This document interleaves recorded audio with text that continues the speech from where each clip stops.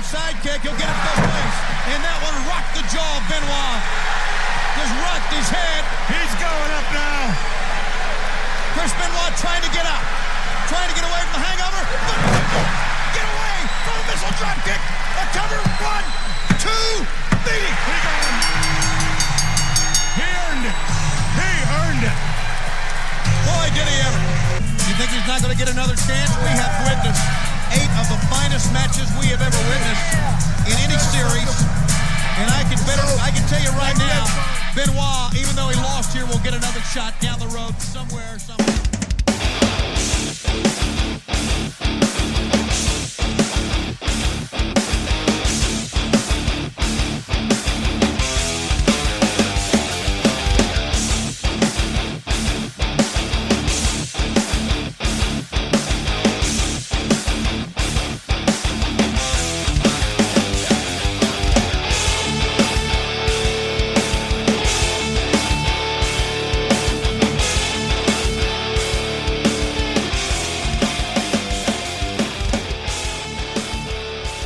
Welcome to Last Match Standing, the podcast where we review, relive, and rank the greatest wrestling matches of all time. As always, I'm Spenser. I'm Fit Finley. And I'm JJ Dillon. And today we are coming to you from my 5th birthday, June 14th, 1998, from the Baltimore Arena in Albuquerque, New Mexico. I'm sorry, the Baltimore Arena in Baltimore, Maryland, for WCW and the NWO present the Great American Bash. It is the final match of the best of 7 series to determine the number 1 contender for the WCW television title. It's Booker T versus Chris Benoit. Happy birthday, little baby Spenser. So cute. I was just probably watching The Price is Right at this time. Yes, you probably were.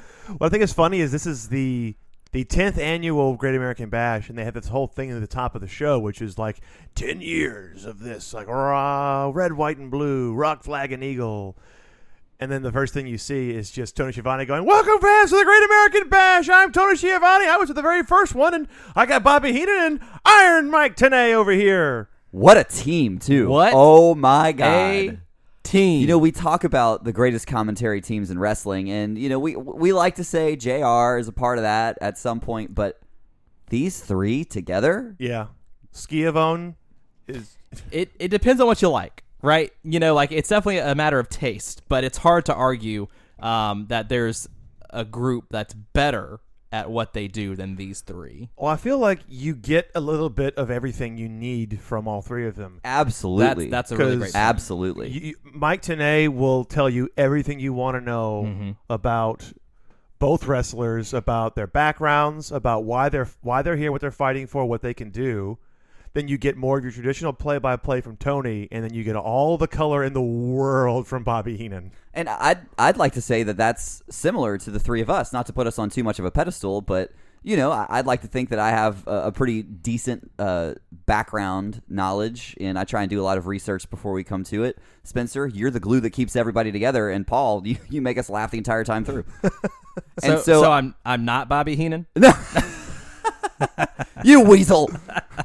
No, well, I just think you know, we try and model ourselves to teams that we think work professionally. That is the secret to success, is you find someone who did it right and try and replicate that as best you can. Interesting. And I think this is the perfect example of a team that does it right. Well, Landon, you mentioned you don't want to put us on a pedestal. I mean, we did headline a wrestling convention. Oh, my, yes. It's totally. actually a good thing you mentioned that because I did want to touch on it just a little bit. This is actually our first episode we're recording since we've returned from Squared Circle Expo. And so we've released an episode or so since then. Obviously, Chris Jericho, Rey Mysterio was our last episode. But this is our first time getting back sort of into the quote-unquote studio for recording since Squared Circle Expo. And just for some authentic thoughts, what a treat it was to go to Indianapolis. We had a great time and met some incredible fans. Hopefully it got some new people following the show, which if this is your first episode, welcome aboard. You can, of course, follow us on Twitter and Facebook at Last Match Cast. If you have match suggestions for us, you can send those on Twitter or Facebook, or you can send them to our email at lastmatchstanding@gmail.com. We love hearing from you. Definitely reach out. Let us know what you're thinking about the show. And then, of course, on Patreon, we have incredible content happening right now with Last Mania Standing. Welcome to the Elite is inching its way through 2020, and also our trivia challenges, which keep getting more fun. But another perk of bringing up Squared Circle Expo is that today's match is a recommendation from that convention. It absolutely is, and it's a recommendation from the man himself. Paul and I went up to Booker T and just told him obviously how much we enjoyed his career and how huge fans we are and how much we appreciated all of his work. And we told him about the show. And we asked him, look, if you're thinking about what's some of the greatest matches of all time, what do you think? His exact words were, you got to check out the Best of 7 series with Chris Benoit. He said that's the matches that put me on the map. And he could not have been more right. And it has been an absolute joy for me to relive this Best of 7 series. So I remember the WWE Best of 7 series for the United States Championship, which I believe was vacated at the time. I think so, yeah. Do you remember that Randy Orton subbed in for Booker T for the the second half of that series? Yeah, and that's disappointing, and I'm glad that on the poll, the WCW series won out, because I'm pretty sure that's why.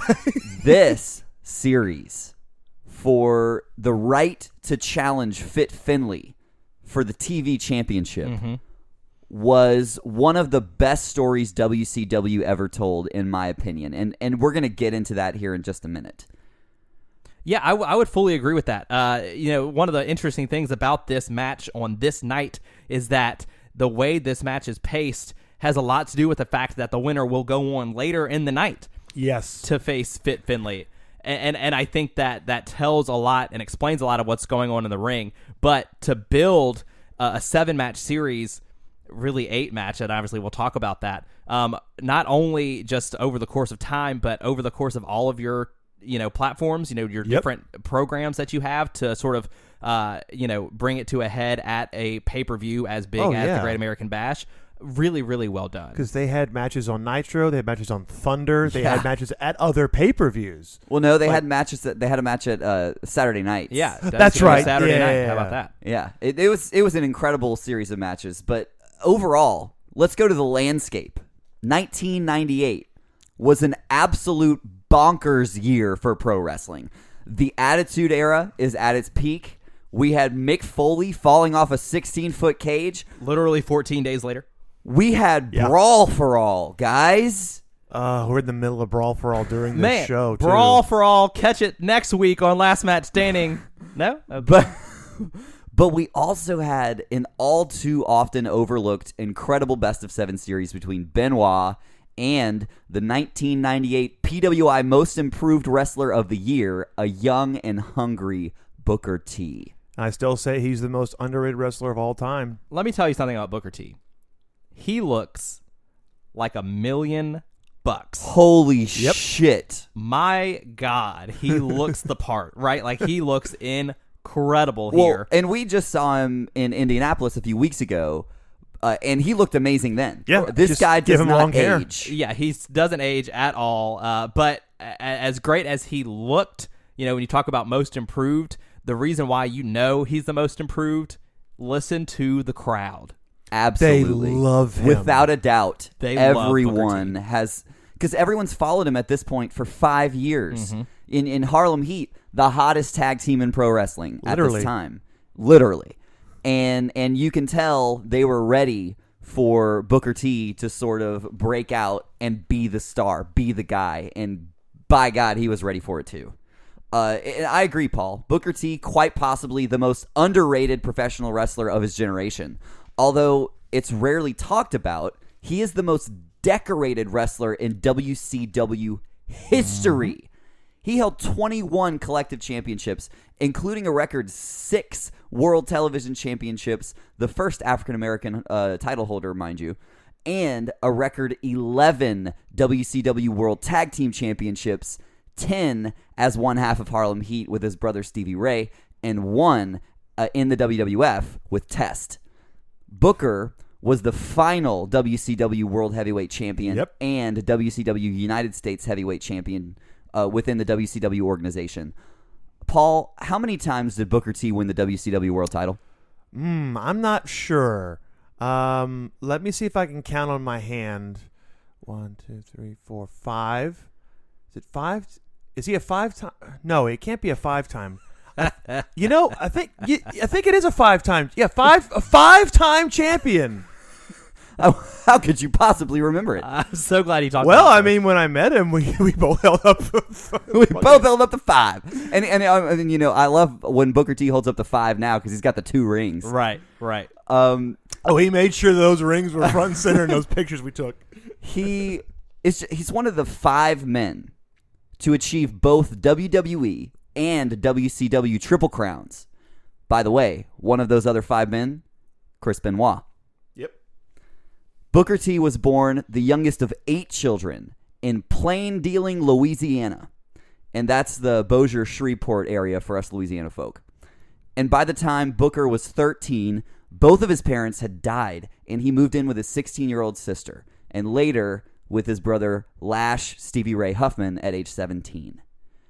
Could you imagine? Just already going through all that at such a young age. No. The deck was stacked against him.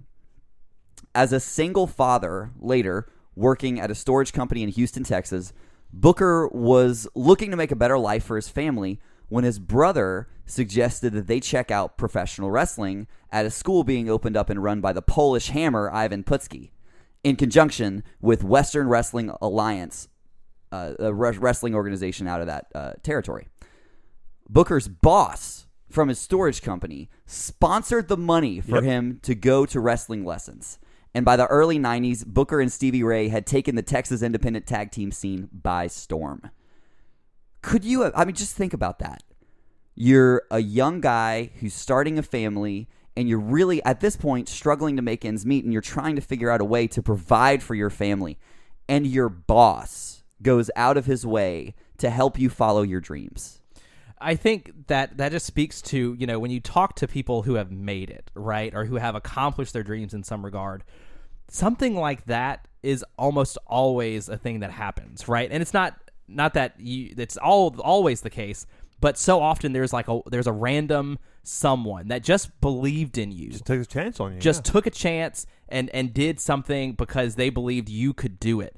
And it says everything you need to know about Booker T that someone would do that for him, and it's just, it's an incredible thing that is what helps lead us to what we get later. It is. And you said it. There are so many stories like that. And I think it's very important for us to reflect on these times in these folks' careers and these folks' lives, because I hope that by hearing that and by knowing that an act of kindness like doing this for one of your employees can lead to them not only following their dreams, but becoming one of the greatest professional wrestlers in history, or one of the greatest in whatever craft or whatever career that they're going after. So I do hope that by sharing this story, maybe that inspires some folks to do that, to extend a hand and to help your friends, help your colleagues, help your employees follow their dreams. Because, that boss of Booker T's giving him that money, sponsoring him to go to wrestling lessons, was probably not a super big deal. It maybe meant something, but it wasn't, he wasn't giving up his bread at the table. No, it was right? probably, realistically, it was probably between $1,000 to $2,000. Right, but imagine what it meant to Booker T. Oh, yeah, it's a future. And do you want to know another really heartwarming part of this story? Please. When Booker T got his first Hall of Fame induction, he invited the boss backstage. Shut up. I am going to cry right now. So whenever he walked back through the curtain, the very first person that meets him and gives him a hug is the same boss that sponsored him. And it's literally a moment you could see Booker, like, he's got because this was on one of the 24/7s they did about him. Right. And you can listen to that moment where he stops being the performer, and there's that moment where he just hugs the guy, and you can literally tell he loves this man. Because he's probably thinking to himself, I would not be here if you had not taken a chance on me. Absolutely. I want to stop right here and challenge each and every person listening to this to think of one person. It could be a friend, a brother or sister, an employee. Think of one person that you can go out of your way and help them. If it's financially, if it's just to be a moral support guy or gal, follow their dream. Tell them not to give up and that you're there to support them no matter what it is. I'm looking across the room from one of my best friends who went out of his way to pursue one of his dreams in starting a game show company. And he did it. And I don't know if he would have had the drive and the motivation to do that without the support system that surrounds him. I'm looking across the room from one of my other best friends in the world who just finished and graduated with his electrician. What do you call it? Is it a degree? Is it a? At this point, it is a it's a degree technically. Yeah. And Paul, was that one of the most difficult things you've ever had to do, or what? Yeah. And, how many times did I get a phone call saying, I don't know if I can do this? Several. And what it was is Paul had the support system to go through, finish that dream, and now he's got a job, where he's actually making money, where he can support himself, his partner, right? And they'll be getting a house soon. We need those support systems, and stories like this are so important. And I'm sorry to go off on a tirade like this, but I really wanted to take a moment to just encourage everyone to think about how you can do that for your friends. Well, I think the word, Landon, that you used earlier that sums it up and sums up Booker T is inspirational. Oh yeah, absolutely. And if you have the ability to be inspired or be the inspiration for someone else, you just have no real idea the impact that has. So, Booker T, obviously incredibly inspirational. And go keep going with how we got here, because there's so much more. Well, so speaking of support systems, right? Do you know how Booker T made it to WCW? At the recommendation of none other than Sid Vicious. Yep. Booker and Stevie signed with WCW in 1993, doing something nice for people. He saw something in him, and he made it through the door. And God, when they busted through that door, Stevie and Booker absolutely took the tag team scene in WCW by storm. Well, I mean, most of the people in WCW had never seen a tag team like that before. I mean, if you look at both of them in 93 and 94, like, they both looked like $1 million, literally. Oh, absolutely. Like, it's like, holy shit, look at these two extremely athletic guys. They got a chip on their shoulder. They have something to prove. And you'd think in this company they're never going to be taken seriously, but they won 10 tag team championships. Absolutely they did. It's like, holy shit. And they went on to be successful. There was not a moment in their careers where you could not call them the successful or one of the top tag teams in the world. You know what's completely insane about this is that if you ask one group of people, like, what do you remember from Booker T from WCW? Half of the people will say, 5-time champ. Yep. If you ask the other half of the people, they're going to say Harlem Heat. Absolutely. Oh, yeah. And that speaks to how flexible and how absolutely talented in every aspect of the game Booker T is. But he does eventually find single success, defeating Disco Inferno for the WCW television title in December of 1997. This was an incredibly exciting time to be TV champion. With WCW consistently pushing out 3 shows a week, the championship was being defended constantly. And anyone with that belt got crazy exposure and usually was on fire with the fans. By spring of 98, Booker found himself in the crosshairs of one of the company's hottest technical wrestling talents, the crippler Chris Benoit.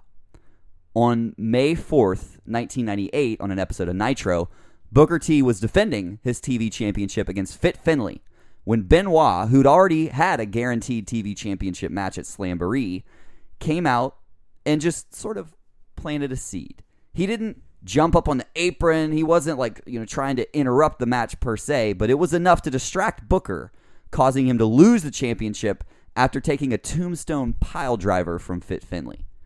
The following week, while Finlay is defending his newly won TV championship, Booker T comes out to interfere, presumably to ensure Fit remained the champion so he could win it back from the man who took it from him. Seeing this, Benoit also comes out to engage Booker. To obtain some sort of order, James J. Dillon cancels Book and Chris's matches for later that night and says that they will instead meet each other to find out who is going to Slamboree for a shot at Fit Finlay's TV title. Benoit has a little bit more to gain from this. Benoit, at this point, had never won the TV championship. Booker had. And so Benoit does win this match, and on that occasion, he's successful, but he does not bring home the belt from Slamboree. When Booker T is named the new number one contender, Benoit takes exception to that. Therefore, after much ado, WCW Executive Committee, which I love that they did that. It's just so real, makes the decision that these men would settle their dispute in the best of 7 series, which at that point just seemed like the most original idea in the world. I don't recall them ever doing that before. This is just genius booking. 2 guys that have incredible chemistry have essentially made themselves synonymous with the TV championship, and neither can exist in a world where they aren't TV champion. Chris Benoit in the pursuit of something that's going to be the next step up for him, and Booker T as a guy who just found this single success, and it tastes good. And God, these guys have some incredible matches. Yeah. And I feel like there's no way we could talk about the match that we're getting to, that we're going to rank later, without taking into consideration the entire story from start to finish. So if you don't mind, I'd like to go through each match just briefly. Match number 1 on Nitro, May 25th, 1998. Obviously, it's 0-0. High intensity right off the bat. This is an extremely physical match. Benoit takes control of the mat wrestling. Booker showing off his power. So you've got these 2 guys who, they've wrestled each other several times coming in, but not on a consistent basis. And so you still see them sort of just going to their wheelhouse and seeing who the better man is. You might as well do it first match of the series. Just bring your A game. It's a feeling out period. Benoit avoids the Harlem Hangover and slaps on the Crippler Crossface for the win. Great opening match of the series. I do want to mention the commentary here on Nitro. As we talked about, Heenan, Tenay, and Shivani. High intensity the entire time. There's actually a moment in this first match that just cracked me up. Booker T goes to hit his axe kick, and Mike Tenay says, "It's the axe kick, the axe kick, the axe kick." And Heenan says, "The what?" Mike says, "Axe kick, A-X." And Tony Schiavone says, "E." Totally, you forgot to finish it. Oh my God, I was rolling. It just they bring that high intensity the whole time. They're like little chihuahuas. Match number 2 on Thunder, May 28th. Benoit 1, Booker T 0. Very similar to the first match, with the main difference being Booker outpacing Benoit and getting in a little bit more offense. Book picks up the win with the missile dropkick. Match number 3, Saturday night, May 30th. Benoit 1, Booker T 1, tied up. Benoit comes out the gate focused and hungry. After dropping a match to Book, he approached this bout with a sense of urgency, not wanting to get behind in the series. Booker basically couldn't get out of anything that he was doing and lost the match via a German suplex pin before he could get anything going. Fantastic response from Benoit. Match number 4, we're back on Nitro the next week, June 1st. Benoit 2, Booker 1. Again, the tables have turned. Booker is down a match, and he comes out guns blazing. Unfortunately, Benoit was able to remain poised and pretty much took advantage of Book's careless intensity here. There is a moment when Benoit hits that German suplex again, but he can't take advantage because Book had worn him down considerably at this point. And there were reversals on top of reversals here. My favorite being a Booker T going for a vertical suplex and Benoit reversing that from being in the air, rolling through into a crippler crossface for a victory. Christ. I mean, it was just beautiful. These matches are absolutely electric. And at this point, we pretty much could be covering any single one of these, and it would be worth a spot on the list. Maybe we could do a spin-off miniseries where we do like a deep dive into each one of them. Not a bad idea. It's just so special. Match number 5, Thunder, June 4th. Benoit 3, Booker T 1. You can assume Booker at this point is coming into it desperate and willing to do anything for a win here. Benoit again looks to end it quickly with a crossface. Booker comes into the dance prepared and makes damn sure Benoit never gets the opportunity to apply the hold. Benoit's confidence would get the best of him with this one, however, and he gets caught with a missile dropkick while mouthing off to Stevie Ray on the outside. Book is back in the game. Match number 6, Nitro, June 8th. Benoit 3, Booker T 2. After a series of matches in a row where the guys just came out hot and blew through the match, Match 6 showcased a much more methodical and calculated side from both men, which makes sense considering how late in the game we are. A win here would put Benoit in the title match against Fit, and a win for Booker would tie it up for the finals. Stevie Ray makes another appearance, and so do those lethal German suplexes. While both men pretty much left no openings for the other one in this one, Booker was able to pull off a surprise win with a sunset flip, tying it up for match number 7. Thunder, June 11th, 1998. Chris Benoit 3, Booker T 3. Benoit comes into this match with a game plan. It's all about the leg. Benoit is laser focused on the left leg of Booker T in this one. It's brutal. I love the fact that Stevie walks out with Book here, and Booker asks him to go back to the back. He's like, look, this one's important. I need to know that I did this myself. Just a brief thought. Is that overused in professional wrestling? No.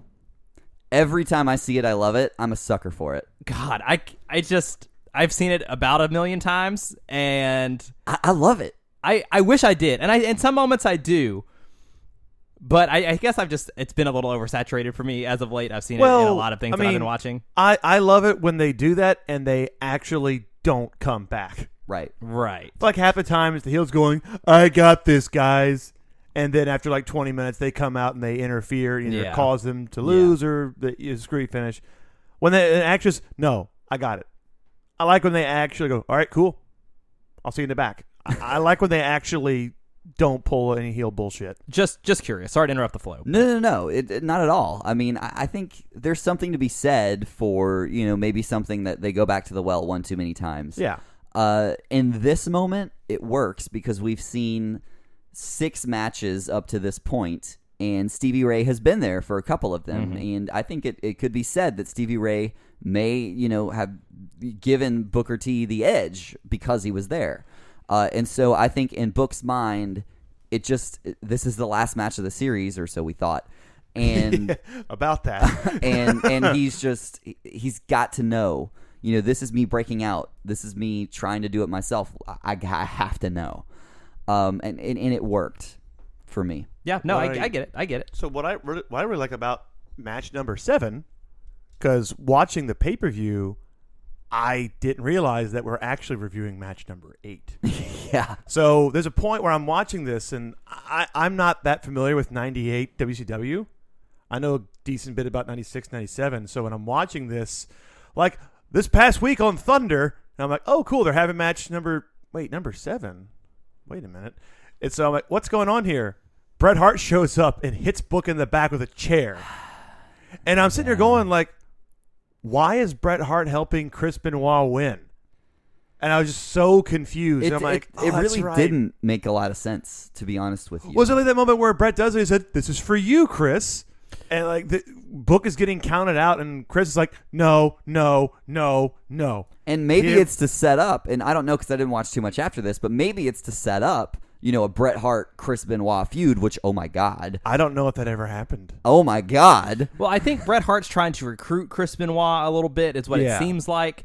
I think this actually sums up WCW sort of pretty well in terms of, man, we've got this really, really great story going. let's not finish it off so great. Let's You know what I bring mean? NWO into it because that's the only thing we have going.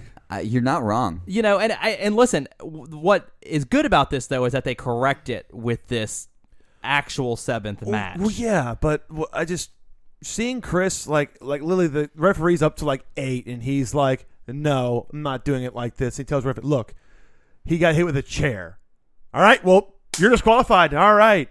And so later in the night, Booker T comes out and he tells J.J. Dillon's like, "Look, I'm not winning it like that. Sure. Give me one more match with Chris Benoit." "Well, if Chris Benoit agrees to the terms, then we have one more match. It'll be at the Great American Bash. The winner will go on that evening to face Fit Finlay for the WCW Television title." And what that does is, even though the Bret Hart thing was screwy and was kind of a bummer, especially if you were thinking that was going to be the finals on Thunder, what it does is it makes this match at the Great American Bash all about respect. Yeah. Exactly. And who's the better man, right? 100%. Because not only did Chris Benoit respect Booker T enough To be like, I can't to beat not, you that way. right, to not take the cheap win, Booker T respect Chris Benoit enough after this journey they've been on to be like, well, I don't want a disqualification win either. Let's settle this the real way, like men do, right? And so I love that part of it, is that these two guys, because you couldn't say either one of them is a heel really at this point. No. And so you have to have them have a reason, to sort of to go against each other so competitively, and to be about respect and finding out who's the better man is the perfect way to do it. Absolutely. I couldn't agree more. Just a couple more points on this match before we move on. I love Heenan in this match particularly. One of the commentators says, well, Benoit is wearing his classic horseman tights, signifying he knows what it's like to succeed in big match situation. He knows what it's like to be a part of an organization. And Heenan says, or he's just too cheap to buy new ones. So good. Hadn't thought of that. There is one point in this match where Benoit sets up a combination deathlock surfboard with a bridge, and it's just incredible. I mean, Yep. I could see that on repeat for the rest of my life. Obviously, the series couldn't end this way. No. Which brings us to the Great American Bash. And apropos, we're recording this match on Memorial Day. Yep. Yeah, feels appropriate. Absolutely. Our last episode was not the Great American Bash. Nope, just The Bash. The Bash. Man, great build there, Landon. Really good stuff. This, before we get into the meat and potatoes of this specific match, this is a match that's looked back on as one of, if not the best match in Booker T's WCW career, right? And so it's a lot of good stuff, and it's sort of this head of this rivalry, best of 7 series, obviously. And so we knew going into watching this match that this would be something special. And obviously, from the fact that Booker T recommended it to us, it meant something to him then, and it still does now. And I think that's important. But this match starts as a feeling out process. Yeah, I was actually kind of surprised with that, because after watching like the recap and hearing Shivani, Heenan, and Tenay talk about him, I was not expecting them to do that. Yeah, it almost, because what you could have seen here is, both guys going for big moves early, trying to put the other one away quickly. But I think Mike Tenay sums it up really, really well when he says, we're part of this feeling out process, but I think the winner is going to be the one that does the unexpected, that throws their opponent off of their game. Yes. Because at this point, they're now 8 matches in, right? So you're going to have to do something that could catch your opponent by surprise. Exactly. If you're going to have a game plan. And so it makes sense when you think about it from that perspective, them trying to really find the first little hole, right, that they can sort of fit in to try to take the advantage. And like you mentioned earlier, like also whoever wins this match has to have another match later on tonight. Exactly. So there is this level of, I have to play this safe, but at the same time, I have to beat them. And we didn't really mention this going in, but at this point, Booker T is going in this with an injured left knee. So you have to imagine that he's going to protect that leg. That's a really great point, and sort of just tying it back to everything that's happened to get them to this point. They are so incredibly evenly matched here at the beginning. I swear at this point in the game, there were no two men with better chemistry than Chris Benoit and Booker T. Well, and the thing is that you can tell not just in moments where Chris Benoit has Booker T writhing on the mat in a submission, but when they pick up the pace, they match each other tit for tat with that speed, and they move quickly. Oh, yeah. Right? In an era where, we think WCW cruiserweights and stuff, Booker T moves as fast as any of them. Well, and what I love is this entire series, we have seen sort of the story play out that Chris Benoit is the technical wrestler, and he's going to get you in the submission, and you got to work your way out of it, and Booker T is the one who's going to hit you with the power move out of nowhere. Yeah. Oh, he does. But in this one, Booker T works the hammerlock. Some of the best hammerlock work I think I've ever seen. He's constantly turning it, trying to force Benoit intentionally to roll his shoulder far enough so he can leverage it into a pin. And you could see him thinking about it on his face. Of course, Benoit has it scouted and never does. And so just seeing that mini battle within the match really sort of blew my mind. And the commentary, I'm so sorry, Paul. Commentary does a really good job of really honing in on the technical ability of Chris Benoit. They talk about him training in the dungeon, and of course that gives us an iconic Bobby Heenan line, where he says, "Oh, God. Stu Hart trained the whole family. Only 3 of them use the litter box though." Bobby Heenan. Well, I was going to say about Booker T working the hammerlock, working the arm and the shoulder. If he injures Benoit's arm, he can't not lock in a crippler crossface. That I didn't even make that connection. That is a genius move from Booker T. Early on in the match, too. Yeah. What is also genius is the speed of the arm drags. Holy shit. Oh, my God. It was a joy to watch. I really do love, though, because Benoit hits one early on. I'm like, the expression blink and you'll miss it is used a lot, but literally blink and you'll miss it is so much. It's exactly what it was. Both these men have one speed in this match, and that is intense. And not to be outdone, Booker catches him with this really, I call it a hip toss. I'm not really sure what I should have called it. No, I think I know what you're talking about, and it is. It's just incredible, the back and forth. Spenser said it, tit for tat. That's what it was. And we talked about at length how evenly matched these guys are. And you can see the frustration building in Chris Benoit. And when nothing else in his repertoire seems to work at this point, Benoit pulls out the fucking dragon suplex. Well, he goes for triple Germans. He hits the first one, gets the second one. Booker is able to reverse it, goes for a German suplex of his own, actually gets Benoit off the feet. And I don't know what he does here. Because, he's off of his feet, and then he's behind Booker, gets the full Nelson, does the dragon into the bridge pin. And I'm like, well, that's it. The match is over. What's really, really interesting here for me is that, I referenced earlier how these guys are not heels, right? Nope. But if you watch the match, the way it's booked, Chris Benoit is booked like the heel. Sure. Right? Where he dominates Booker T for a large portion of this match. And when Booker T hits a big move, whether it's an enziguri or one of those massive spine busters that I always love from Booker T, Chris Benoit is right there to slap his momentum back down. And I think that was always going to be the way it was booked. I mean, just absolutely considering where Booker T was in his career, Chris Benoit was in his, and the abilities of both men, that was what called for the best match that they could have pulled out of both of them. Well, funny you mentioned that he slapped his momentum because he did with the scariest chops ever. Oh my God! The sounds produced by these chops will give you nightmares. The sweat produced off the chest of Booker T when Benoit hits him with those chops, it's next level stuff. And this is something for me that I just thought was amusing. When they go zoom in close in the corner when he gets those chops. Just watch Booker's eyes every time he gets chopped. He goes cross-eyed every time he gets chopped. You're so you right. can see it, the sweat exploding off of him. He goes cross-eyed and his mouth is hitting the floor because he's probably never been hit that hard in his life. At one point, Benoit tosses Book into the corner, and Book turns for a sunset flip, but Benoit's not there. Not there. And he gets chopped for it. He gets chopped.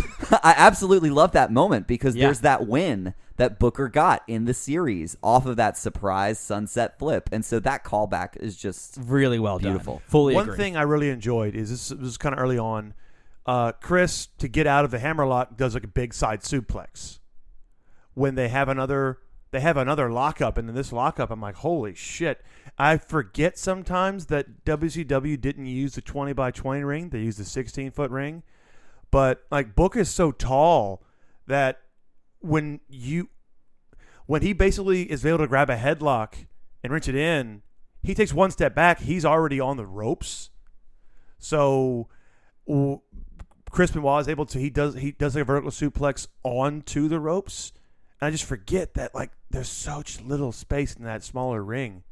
But it makes these guys look like giants. And I mean, everyone knows that Benoit was not a tall guy. Booker is I met him. He's not that much taller than me. But they just look like titans in these rings. And I'm like, that's why they use the 16-foot ring. But Benoit goes for a second side suplex. But Booker is able to reverse it into a crossbody. And I'm like, okay, here we go. That's a reversal I don't see much anymore, No. but I love it. I love it. It just makes them. It's one of those taking your natural momentum from what's being done to you and using it to your advantage. And that was like his first real big, like, oh shit, he might have this. Mm-hmm. And this is early on. This is like maybe 2 minutes into this match, but at this point, it's been almost all Benoit just chopping him down. Exactly. And as Benoit continues to chop, Booker T down, both literally and figuratively, the two Germans and Dragon suplex combo, which by the way I'm still not over, happens right after a superplex. Yes. And so it's looking really like Benoit's going to take this one home. That's really what it's looking like.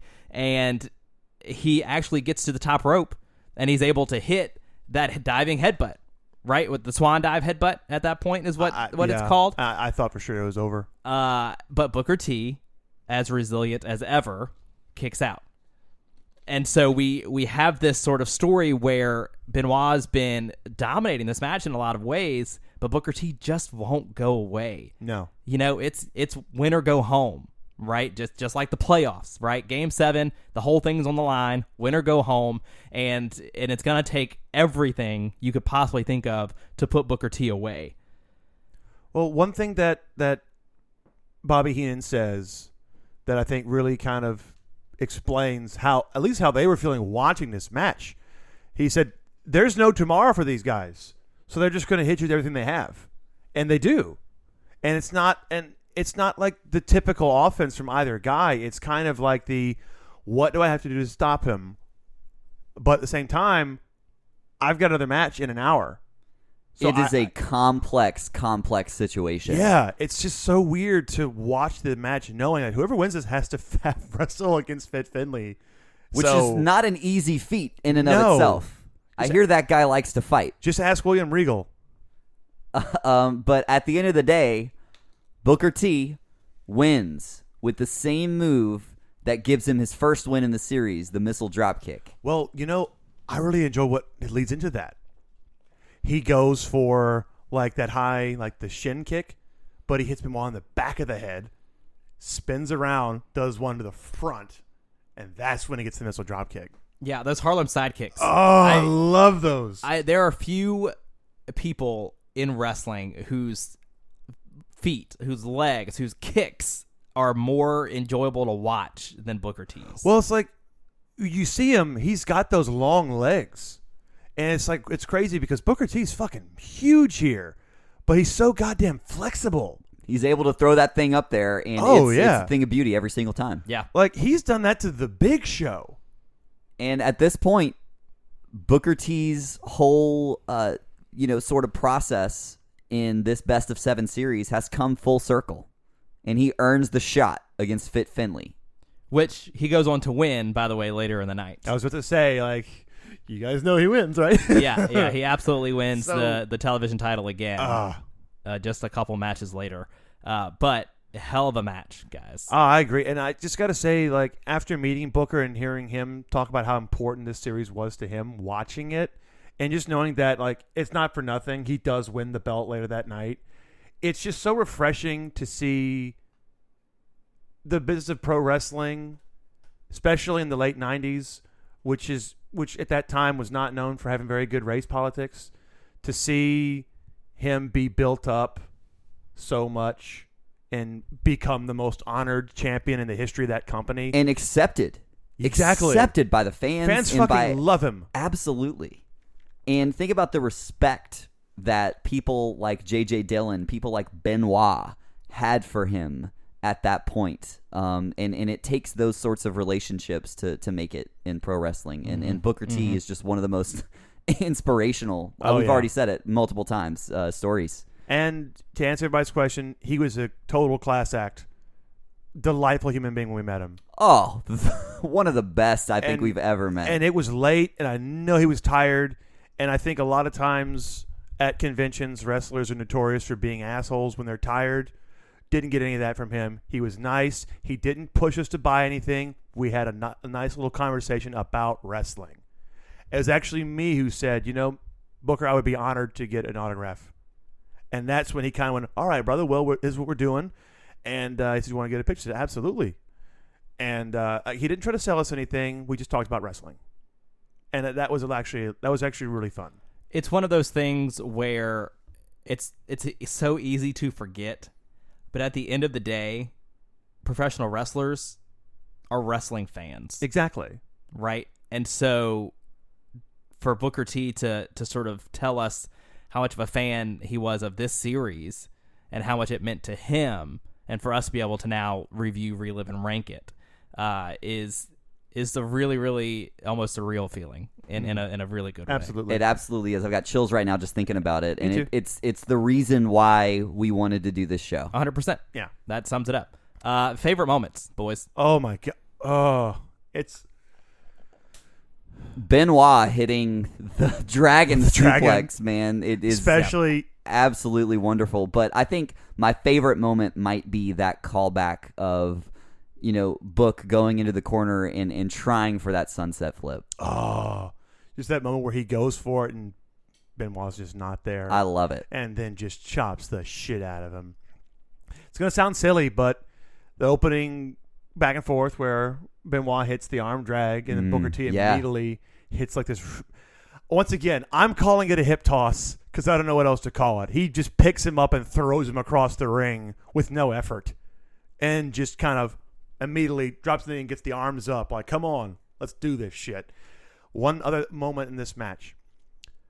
Paul always has several favorite moments. No, there's a point because Benoit goes for the headbutt twice. The first time he misses because Booker T spins out and gets up from it. Oh, he does that several times throughout the series. But like when he was able to avoid the diving headbutt the first time by doing that, I'm like, fuck yes. I part of me was screaming, make him the champion, and I'm like, wait, they do later that night. give him every belt. God damn it, he's so fucking cool, and he's over. Oh God, I'm so Agreed. So this is going to prove to be particularly difficult. This is going to be a match that we have to think more about as sort of a larger package than most of the other matches on our list. But it is, for the 65th time for us to rank it. And again, we're ranking this match. That's part of a larger 7-8 match series. So that plays a part, I think, in how we rank this. For me, this has been an incredibly difficult one to even begin place on the list. There's not a lot to compare it to. It's very unique in terms of what it's doing and the goal that it achieved. But super, super glad that Booker T's going on the list in this way. Yeah, I'm happy we have him on a singles match because we have him in the Survivor Series, but I wanted a singles Booker T match. Agreed. Anyone volunteering to go first? Yeah, I'll do it. Okay. I think what stands out to me the most whenever I'm going through our list and thinking about the stories that have been told, and promotions that have this sort of notoriety for being able to bring people from different walks of life together to tell incredible stories. I think of the ECW match between Rob Van Dam and Jerry Lynn. I am so happy you mentioned that because that is where I was going with this match. I'm like, man. Once again, I've done it again, folks. Which is currently match number 50, which is, that's a guardian of the top 50 matches of all time. Is nothing to shake a stick at. I would put this match, considering the impact that it had on so many wrestling matches going forward, I would put the Best of 7 series above that as our new number 50. Okay. I'm so happy you brought that up because whenever I was looking at this list yesterday while watching this match, I'm like, man, this is a challenging one to place. I fell into the old trap of going, well, let's compare it to the other WCW matches we have. Okay, what do we have on here from WCW? Well, we've got Ray and Dean Malenko, and we've got Ray and Eddie Guerrero, and we have the apples and oranges. Yeah, man. And then we have Wrestle War, and I'm like, okay, I would definitely go above War Games. And then I got to the Malenko and Ray match, and I remember thinking, like, these are, once again, like you said it, apples and oranges. These are two vastly different ones. And then I came across Rob Van Dam and Jerry Lynn. And I remember thinking, oh, I think we may have cracked it. It's a very similar story. It is. And I actually, even the way that they approach, building the match sort of really speaks to how wrestlers will approach things like this. And I love both of them dearly, and I think they sort of go hand in hand in a way. Yeah. And there's what are they are only about a year apart, those matches, yeah, right? I think so. I think what is it, Living Dangerously or Hardcore Heaven 99? Hardcore Heaven 99, yeah. I forgot because I watched both matches. So are you saying 50 as well? I am, but that is not a final. I need to hear. Spencer, you usually sway us one way or the other. Once again, so that's a soft. What are you thinking? It's a soft 50. To be clear, though, normally I don't enter this conversation with you guys sort of agreeing on a spot, so I've got a little more rare, work to do. Yeah. I would not go that high. You wouldn't? Okay. I wouldn't. Here's the thing for me. Out of these 7 matches, this is not my favorite of those 7. Or 8, theoretically, or technically. This match goes 16 minutes, which is probably 6 minutes too long. And I only say that because there's a lot of rest holds. There's a lot of rest holds. And I don't view them as rest holds. Benoit and Booker T are not known to be, to work rest holds like rest holds. No. Like there's always something going on. But it just... There was 1 or 2 that went on for a good while, and they were doing their best to work these holds and not just lay in the ring. Yeah. But there was one in particular where I'm like, you didn't do anything. Why are we doing a minute-long rest hold? It left some things to be desired. A little bit. For me. And again, I love Booker T, and I think this match deserves a spot on our list. Do not get me wrong there. But I do put it over the gimmicky bottom of our list that we've sort of built for ourselves. Very, very gimmicky. Right? TLC, King of the Ring 2001, PWG. And I stop at 54. I would put it right underneath Blaze and Nakano and right above Malenko and Rey Mysterio. Yeah. Because of the impact that Blaze and Nakano have on an entire division of wrestling. And I think that, Nakano and Blaze is a match that inspired a generation. And in a lot of ways, Booker T, Chris Benoit, this series is like what you study when you want to be a professional wrestler. Like this could absolutely be one of those things that this is what you watch the tape for. Watch this series. Yeah. But knowing that these two guys would go on to have still really solid careers, if not underrated, that's where I stop. I would put it at 54. So whenever I knew you were going to go lower, I came up with a floor, and my floor is lower than what you came up with. So I have to agree. I have to say I'm okay with that. And I think it's your explanation of using Blaze Nakano as the example of the fire that lit the hearts alive in so many people. And one of those people we met at Squared Circle Expo, and that's Melina. That's right. When I asked Melina, hey, what was the match that got you into wrestling? What do you think is one of the greatest matches of all time? And she said, I just had a panel with Alundra Blaze. Mm-hmm. And I told her that that's the match that inspired me. And well, I met Alundra Blaze, and I asked her, and she said, any match I had with Bull Nakano made me. Bull Nakano made me being taken seriously across the world. Similarly, this match and this series is what made Booker T in terms of a single star. That's why when you started talking about Alundra, I'm like, okay, well, I can't argue this because I met Alundra and I talked to her, and she said the same thing about Bull Nakano that we're saying for Booker T with Chris Benoit. So you can't argue with that. One of the most incredible things about this show is we have the very unique situation that we built for ourselves, that we're forcing ourselves to find parallels in wrestling matches that may have never been put juxtaposed next to each other. Alundra Blaze, Bull Nakano, Best of 7 series, Booker T, and Chris Benoit. I mean, you're absolutely right. You guys do know that Bull Nakano and Alundra Blaze had a rematch in Japan that we probably need to look into. They've had several matches in Japan. No, I mean, like, they had matches in Japan before. No. I mean, the SummerSlam match. They have a massive AJW match. Oh yeah, absolutely. Like a couple months around the same time as Survivor Series. Leave 94. it to Paul to sneak in the Joshi wrestling. Well, you guys asked me, got any more Joshi? I'm like, funny you mentioned that. I've got at least 5 that I think we need to watch.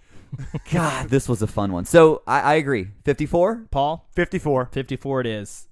Chris Benoit versus Booker T, the Great American Bash to determine the number 1 contender for the WCW World Television title.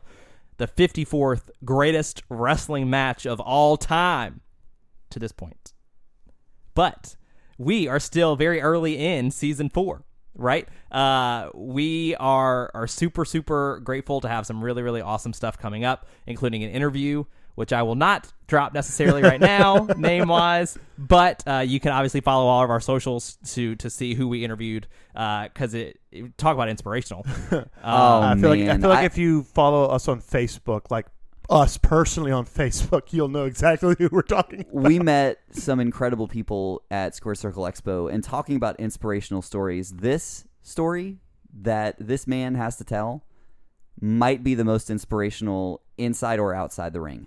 Agreed. And this, I'm so delighted that we were able to speak with him, and just one of the kindest souls I think we've ever gotten to talk to. Oh, absolutely. Should we wait, or should we tell him, Spenser? Wait, I think we should wait.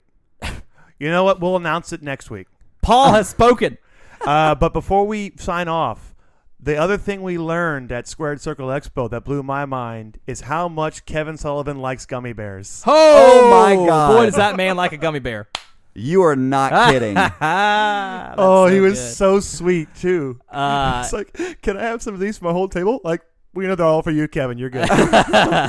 In terms of other things we have coming up, this is episode 65. Episode 66 on our list will be on a very special anniversary. Yep. So stay tuned for that one. Again, let us know your thoughts. Let us know how you would have ranked this. Follow us on Twitter. Subscribe on YouTube. Leave us stuff in the comments. Let us know how you feel about where we rank this match, and tell us where you would rank it. And we cannot wait to get to episode 66. Until then, I'm Spenser. I'm Paul. I'm Landon. And this is Last Match Standing.